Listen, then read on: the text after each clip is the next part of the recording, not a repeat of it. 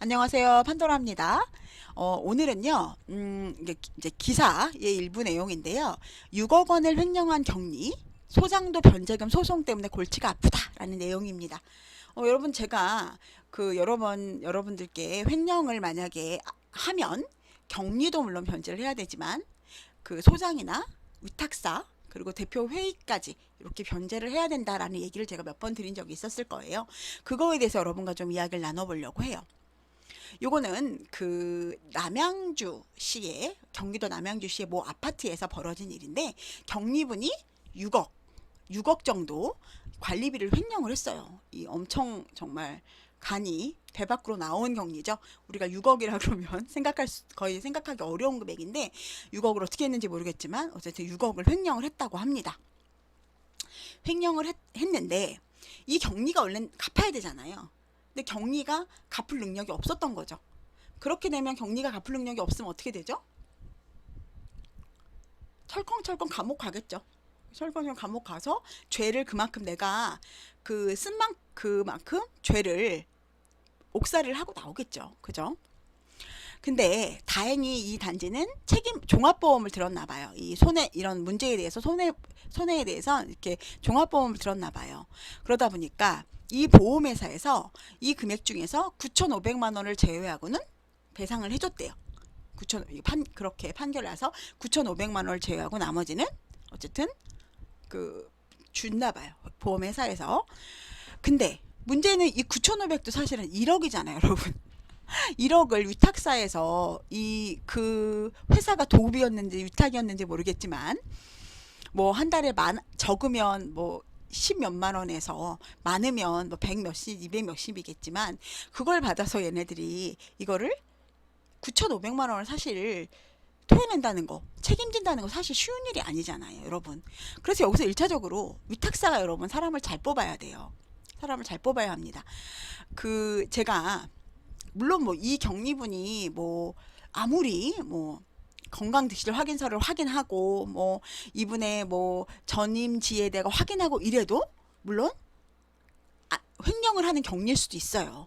그렇지만 어떤 좀 절차를 거친 다음에 하면 그러면 좀 조금 덜 위험하죠, 여러분. 그렇기 때문에 저는 위탁사에서 이렇게 사람을 뽑을 때, 이건 제 생각입니다. 이건 제 생각인데, 위탁사에서 사람을 뽑을 때, 그 사람이 실제로 그 단지에 근무를 했는지, 그리고 그 단지에서 평판이 어땠는지, 혹은 그 다음에 시험도 보고, 이런 어떤 단계를 거치면서, 또 면접도 보고, 이런 식으로 단계를 거치고, 그리고 단계를 거침으로써 위탁사에서 어느 정도 일단 한번 걸러주는 게 저는 중요하다고 생각을 해요.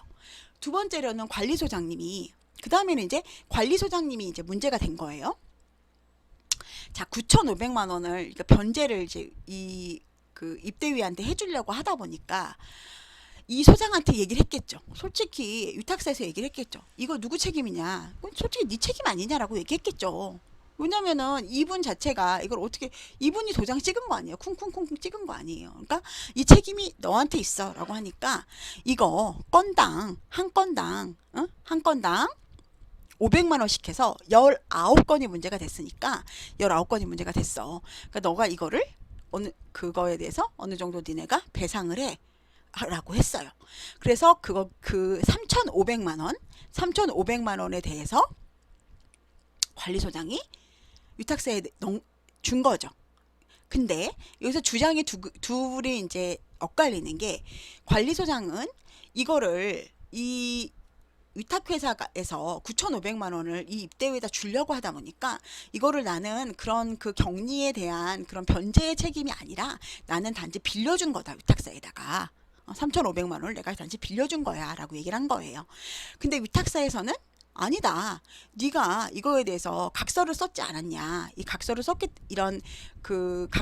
확인서를 쓰지 않았냐. 이 확인서를 썼기 때문에 이거는 이거는 네가 건당 500만 원, 횡령 한 건당 500만 원으로 해서 그거에 대해서 우리한테 준 거다. 이렇게 얘기를 한 거예요. 비사가 이게 3,500만 원을 변제금으로 본 이유가 이 A 소장이 아까 전에 확인서를 써줬다 그랬잖아요. 그래서 이게 경리 직원이 이제 비사에 횡령 사실을 이제 실토를 했을 당시에 이제 비사에서는 막 난리가 났을 거 아니에요. 그래서 대책 마련을 들어갔는데 이 과정에서 A 소장이 확인서를 작성을 해줬는데 확인서에는 격리 회계 사고 부분에 대해 아파트의 손해액에 보험회사 처리 후 자기 부담금에 대해 책임질 것을 확인한다. 이렇게 써준 거예요. 그리고 그런 내용하고 구체적 자기 부담금을 한 건당 500만 원으로 정하는 내용이 담겨 있대요. 그러다 보니까 위탁사에서는 이거 네가 확인서 써줬지 않냐. 네가 잘못했기 때문에 네가 500만 원씩 한 건당 내줬고 그게 19건이니까 9,500만 원 네가 책임져라. 이렇게 위탁사에서는 주장을 했고 이 소장은 아니다. 나는 그런 뜻으로 그렇게 쓴 게 아니다. 라고 얘기를 한 거죠. A 소장은.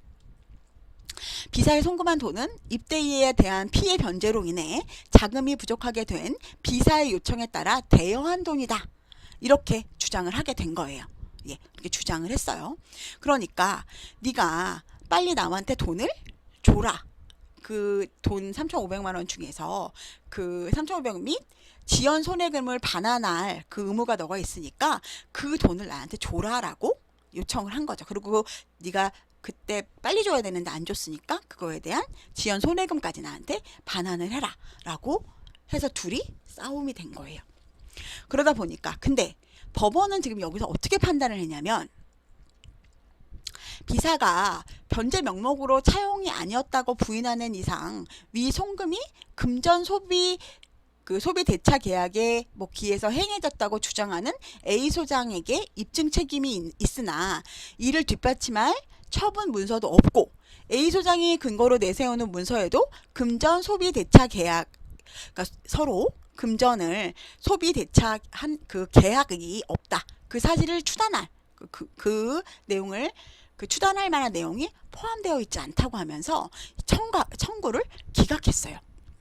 그리고 나서는 이분들이 1,000만 원에 대해서는 이 소장한테 배상 책임이 있다라고 법원에서 판결을 내린 거죠. 그러니까 3,500만 원 중에서 이 1,000만 원은 소장이 책임져야 될 내용이 있으니까 2,500만 원만 비사에서 반환해라. 2,500은 반환을 하고 그러니까 법률상으로 니네가 원인 없이 가지고 있는 셈이니까 그걸 2,500만 원을 줘라. 그렇게 얘기를 한 거죠.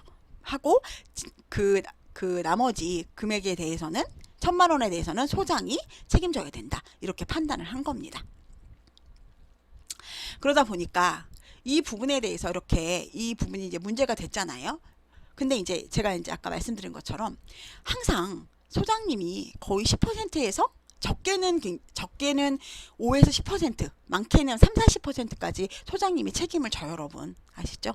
그러다 보니까 소장은 항상 격리 직원에 있어서 이 격리 직원이 믿어야죠. 격리 직원을 당연히 인간적으로 믿어야 되지만 업무상으로 어떻게 해야 된다? 업무상으로는 철저히 자기 업무, 소장의 업무가 그 회계에 대해서 책임을 지고 감독해야 될 그런 의무가 있잖아요. 그러다 보니까 소장이 1,000만 원이라도 작은 돈이 절대 아니죠, 여러분. 1,000만 원이 작은 돈이 아니죠. 우리 격리가 설마 그렇게 간이 커서 6억을 먹을 줄 아무도 몰랐겠죠. 그죠?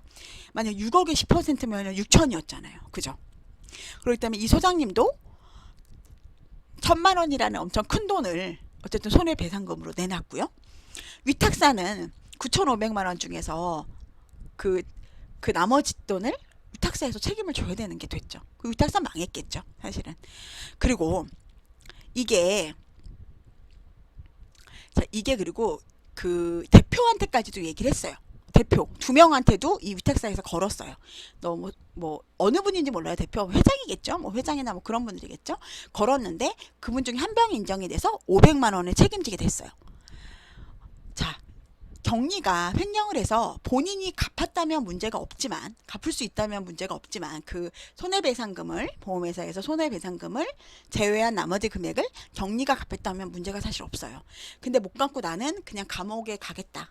왜냐면은 9,500만 원 1억 돈을 얘가 못 갚을 수도 있잖아요. 난 감옥에 가겠다 했든지 어떻게 했든지 했을 경우에는 누가 책임졌죠? 격리, 그 다음에 위탁사, 1차적인 책임, 관리소장, 입주자 대표 회의까지 이렇게 책임을 지게 됩니다, 여러분. 그러니까 뭐 요거는 확실히 이렇게 나온 거죠, 사실은. 그죠? 나온 거예요. 그렇기 때문에 이, 이 금액에 대해서는 여러분들이 잘 판단을 하셔야 될 것 같아요. 그죠? 위탁사든 아니면 위탁사에서 사실 그 위탁 수수료 몇 푼 받겠다고 이 금액을 다 토해내면 사실은 그건 솔직히 되게 힘들잖아요. 그죠?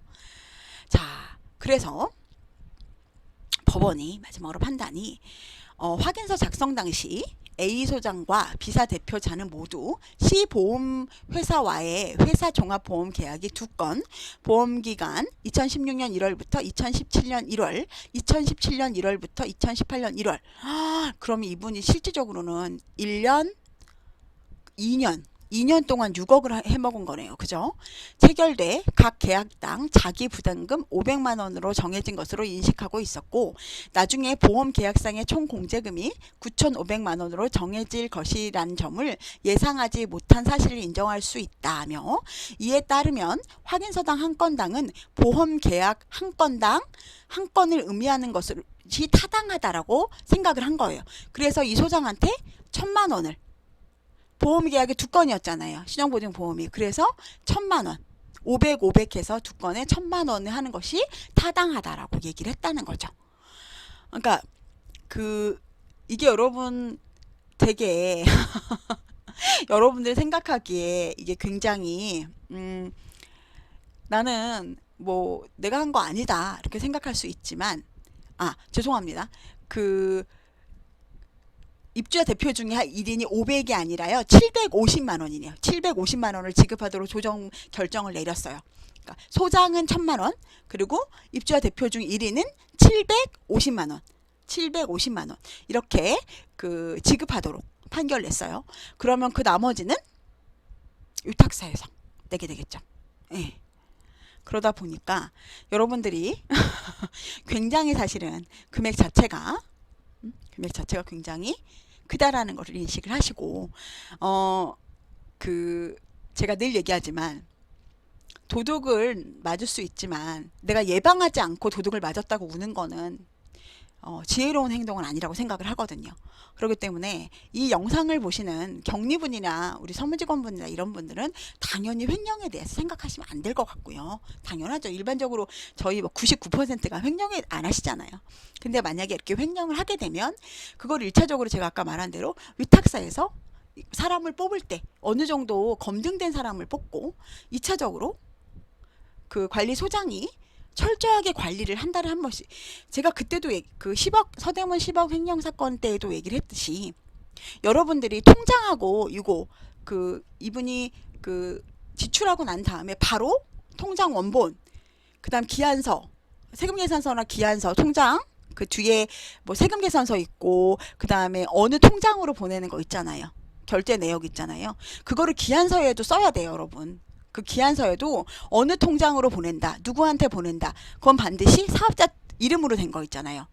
그걸로 보냈는지, 그리고 그 뒤에 세금계산서 금액과 일치하는지, 그거 3가지는 꼭 확인을 하셔야 돼요. 통장 진짜 원본, 실제로 그때 바로 송출한 거.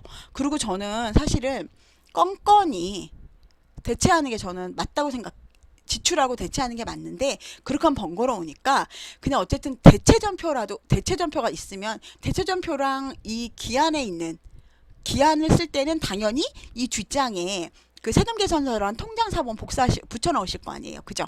그 회사 이름으로 된 통장이어야 되죠. 그게 회계처리 기준이에요, 여러분. 우리가 계약을 할 때는 그 계약서 상에 있는 그분 그 명의의 통장으로 반드시 보내야 돼요, 여러분. 그게 회계처리 기준에 있습니다, 명확히.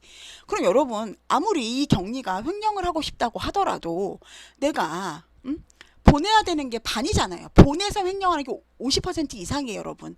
예? A라는 그 업체, 판도라 주식회사에 보내야 되는데 다른 데에 보내는 게 횡령의 50% 이상이에요, 여러분. 대부분의 큰 횡령에. 그러면 그것만 바로 이분이 가져왔을 때 바로 확인만 딱 해버리잖아요.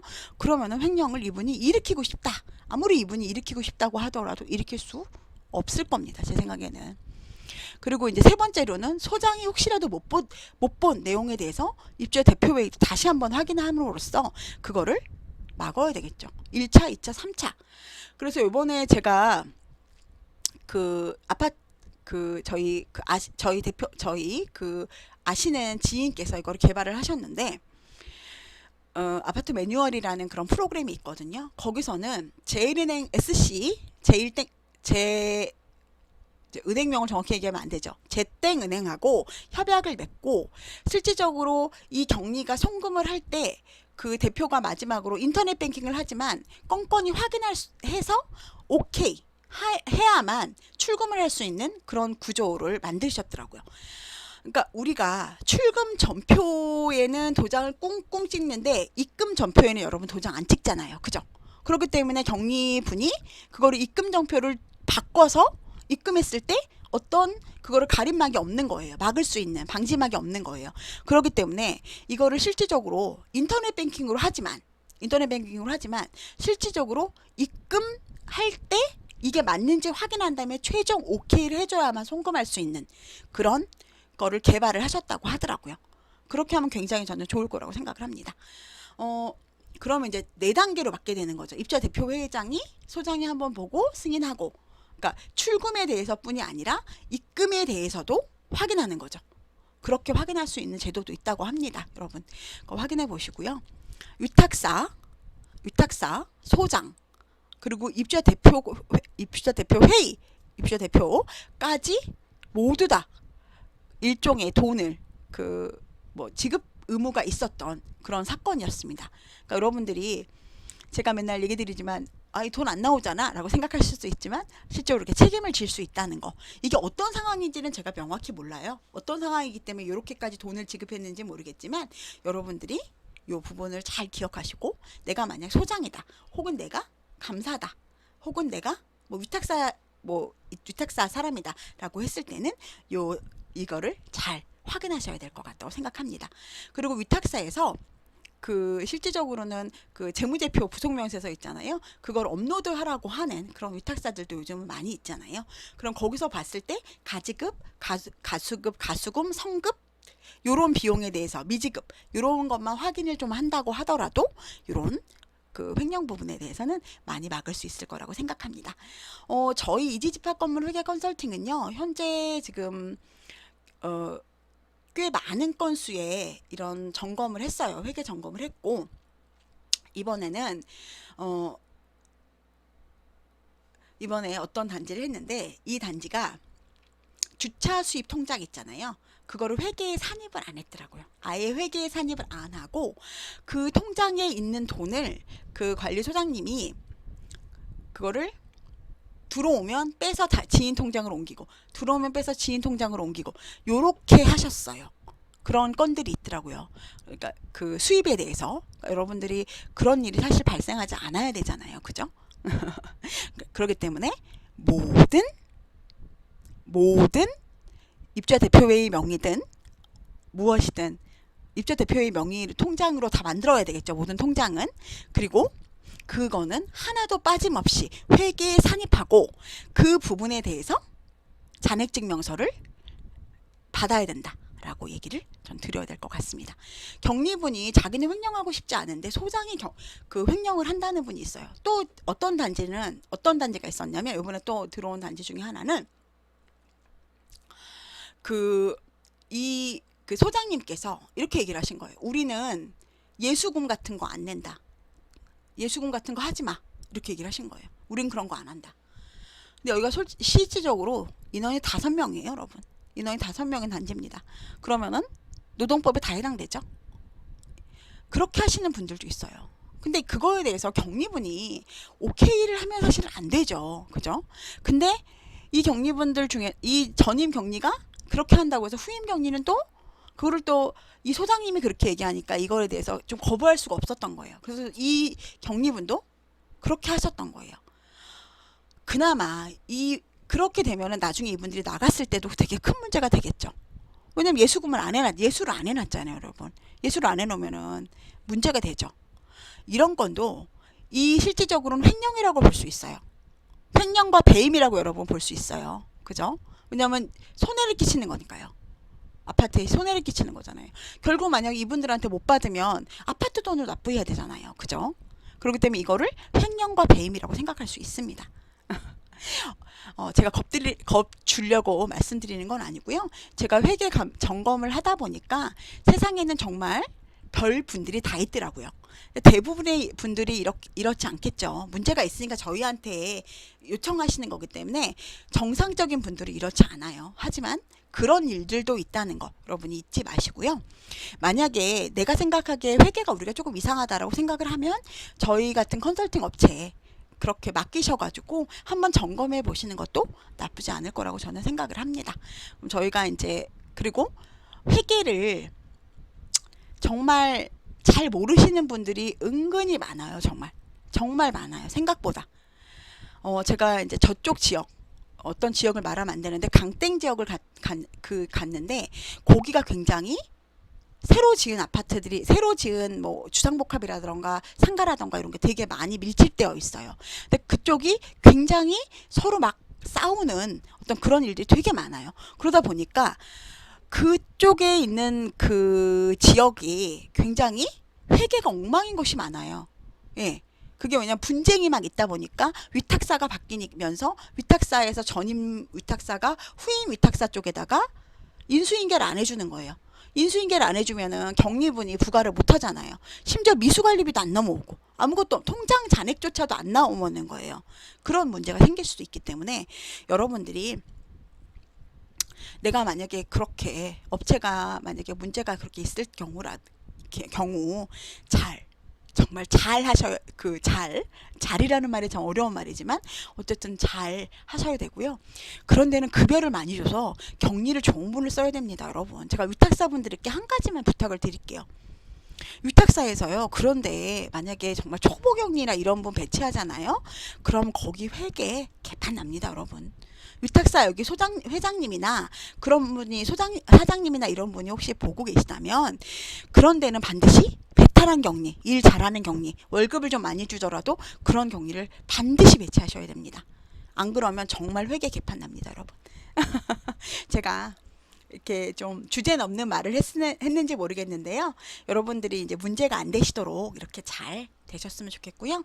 횡령권이 이제 하나도 없는 그날까지 저희 이지집합 건물에서도 노력할 거고 여러분들도 아까 말씀드린 대로 위탁사, 그 다음에 소장, 입주 대표회의 그리고 하나의 어떤 가림막 그런 그 출금뿐 아니라 입금까지도 같이 그 확인을 한 이후에 출금할 수 있는 그런 제도들이 만들어졌으면 좋겠습니다. 행복하시고요. 저는 이제 다음에 또 뵙도록 하겠습니다.